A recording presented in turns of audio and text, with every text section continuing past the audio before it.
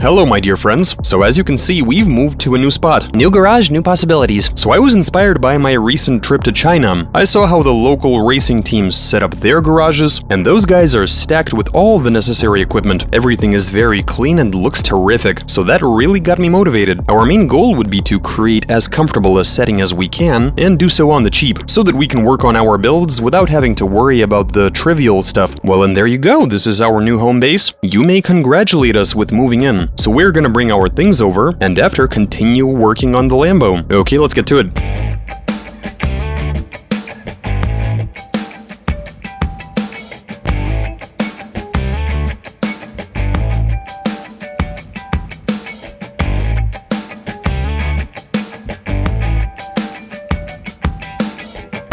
Enough about the move, I think we should discuss the Lambo. So as you might recall, during the last 2 episodes, we were making actual plans to head to a racetrack, but something was always coming up and getting in the way. The main problem we are currently dealing with is a bad ECU, which is beyond repair unfortunately. We've sent that little box to a bunch of different experts, and all of them have been trying to figure out what caused the problem in the first place. We have to identify and fix the issue before we connect a new ECU to this harness, which will essentially remain the same. The worst part is that this was a 3-liter car for the Middle East, and the European 3-liter ECU just isn't gonna work. We need the USDM box. We had to order a box from Barnaul in Siberia. Now, we paid for express air shipping, but a week has gone by and still no progress. Actually, even more than a week. They must be putting together a plane in Barnaul. Another thing is that Igor has decided to go on vacation. I got the tickets a while ago, so this is something I had no control over. Then again, he's not leaving tomorrow or even the day after. For now, we have a bit of time, and we intend to make good use of that time.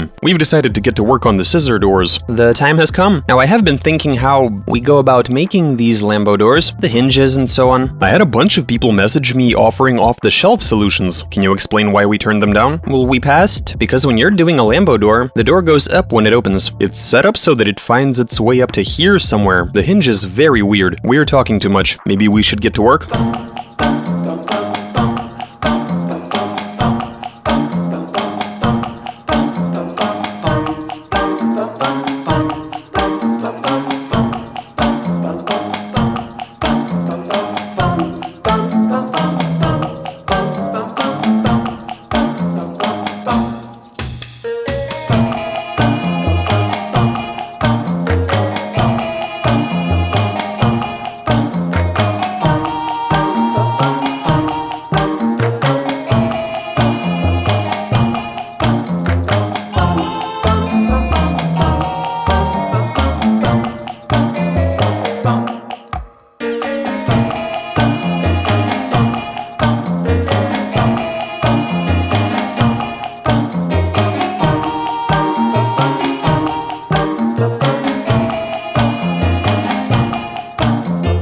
So here's the main problem we are dealing with. The door shouldn't just be able to open, it has to do so at a certain angle. This spot is especially critical. It's obvious that over here it just separates from the body, as in it simply goes up and a bit to the side. But here it does this really interesting motion. Here it slides a bit aft and then it lifts. It was really hard for me to get that angle right. So currently you can see that the door opens up and even sits at the proper Lambo angle, so to speak. I still vividly remember that this gap is not supposed to be that wide, and there's no point in making it any wider since you won't be able to shut the door when you're sitting in the car. So you have to squeeze through this opening, get inside, and then pull the door down. The play in the hinge is somewhat upsetting. I mean, this obviously has to be welded up, but I can still feel the play in the hinge itself. And this is a new hinge. You've got about 0.5 millimeter of play on this end, but at the other end that increases to over 1 inch. This is totally unacceptable, of course, and we need to find some tighter hinges.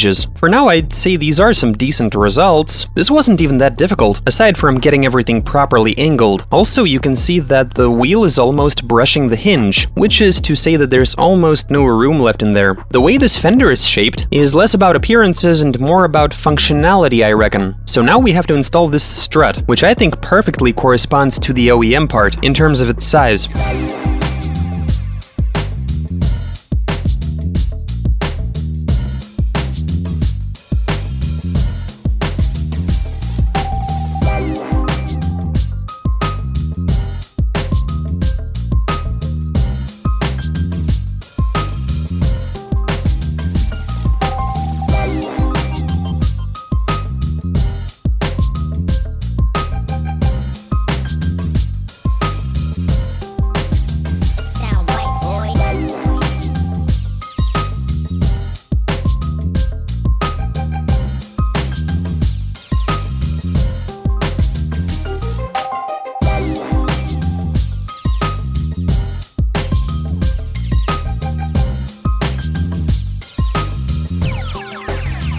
sound right, boys.